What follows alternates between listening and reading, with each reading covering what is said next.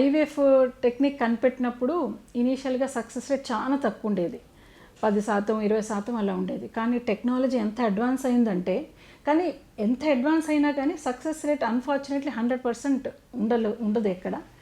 మేము సక్సెస్ రేట్ని clinical pregnancy, live birth rate ఈ రెండింటి కింద మేము డివైడ్ చేస్తాము. క్లినికల్ ప్రెగ్నెన్సీ రేట్ అంటే మాకు పాజిటివ్ వచ్చిన తర్వాత యూట్రస్లో ప్రెగ్నెన్సీ శాక్ కనపడాన్ని క్లినికల్ ప్రెగ్నెన్సీ రేట్ అంటాము. లైవ్ బర్త్ రేట్ అంటే ఆబ్వియస్లీ ఈ క్లినికల్ ప్రెగ్నెన్సీ ఒక 6.5-7 వారాలు కనపడుతుంది, అలా ప్రోగ్రెస్ అయ్యి 40 వారాలకి అంటే 9 నెలలకి డెలివరీ అవుతుంది, దాన్ని లైవ్ బర్త్ రేట్ అంటాం. ఈ రెండింటి కింద మేము సక్సెస్ రేట్ని డివైడ్ చేస్తాము.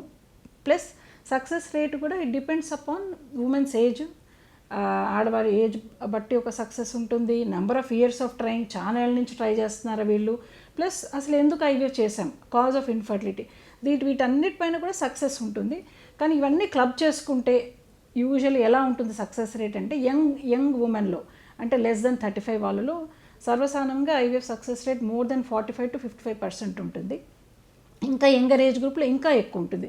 అంటే మేము ఎగ్ డోనర్స్ని అలా తీసుకుంటాం, కొంతమందికి ఎగ్స్ లేని వాళ్ళకి, యూజువల్లీ వాళ్ళు చాలా యంగ్ గర్ల్స్ ఉంటారు, అబౌట్ 23 to 30 లోపల ఉంటారు, వాళ్ళ సక్సెస్ రేట్ అయితే నియర్లీ 65 to 70% ఉంటుంది.